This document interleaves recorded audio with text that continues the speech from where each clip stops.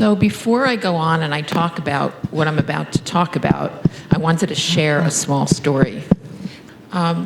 We've been talking about the inner critic and how the inner critic is there all the time, and it's something that's natural for us. So this morning when we were introduced and we came out and I went to the wrong place, I heard my inner critic. The nice thing, though, about practicing MSC is that you notice when your inner critic comes up.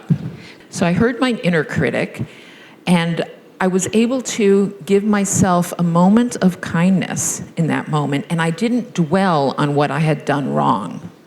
So that's really the beauty of MSC and learning self-compassion, is that it really does quiet your inner critic. Okay, so I'm going to be talking now about some of the doubts or misgivings that we have about self-compassion.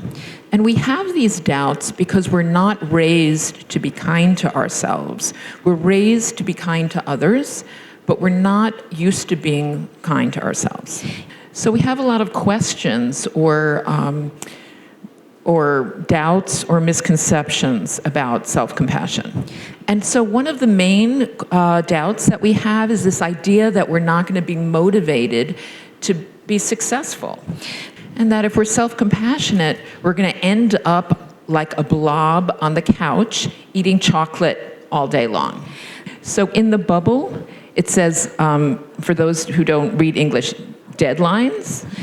So, but what we know from research is that it isn't true that that if you're self-compassionate, you will lose your motivation. In fact, the opposite is true. So what we know from research, and this is citing a number of different research studies, is that people who are more self-compassionate are actually more likely to be proactive, and they procrastinate less in their work. And they're actually more motivated to change their behavior. If there's something about their behavior that they're not happy with, they're more motivated to change. And they're more resilient, and they're more likely to move outside of their comfort zone to learn new things. I study adolescents. I'm a researcher, and that last citation is a study that we did that showed that adolescents are more resilient when they're more self-compassionate. And so what we've learned from the research is that this isn't true, that it's not true that you will lose your motivation if you're more self-compassionate. So another doubt that a lot of people have is that self-compassion is selfish, or that it means that you're pitying yourself.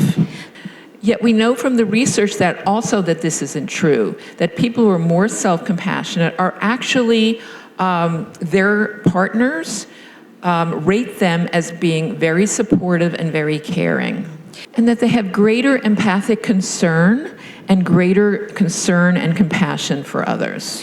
So we know that this isn't true. And the reason that people who are more self-compassionate don't necessarily have more self-pity is because of the common humanity piece. Because what common humanity says is that you're struggling, you know that you're struggling, but other people struggle also. This is part of being human.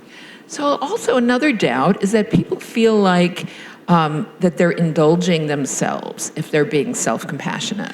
But again, what we know from the research is that this isn't true. We know from the research that people who are more self-compassionate are more likely to stick to their diet, to eat healthy foods, to exercise, and to seek medical help when needed. So another doubt that people have is that self-compassion is weak. But again, what we know from the research that this isn't true. There have been a number of research studies that have looked at self-compassion people and trauma, and going through a divorce. And so what we know from the research is that people who are more self-compassionate are better able to deal with these different things. They're better able to deal with chronic pain, with illness, with different kinds of trauma. And the last doubt that people have is that it's a way of making excuses, that self-compassionate people are just making excuses. But it's important to know that when you're being self-compassionate, you still are accountable for your mistakes. And in fact, people who are self-compassionate are more likely to be accountable for their mistakes. And they're more likely to take greater responsibility for their actions. And the reason for this is because they know that they're not going to beat themselves up if they fail or if they've made a mistake. And that making a mistake doesn't mean that they're a bad person. Making a mistake just means that you're human and that you can take responsibility for it and apologize or forgive yourself or do whatever needs to be done. So again, we know that this doubt or this misgiving about self-compassion isn't true. And again, we have these doubts, we have these misconceptions because we're not raised to be kind to ourselves. It's not part of the culture, the culture that we're raised in.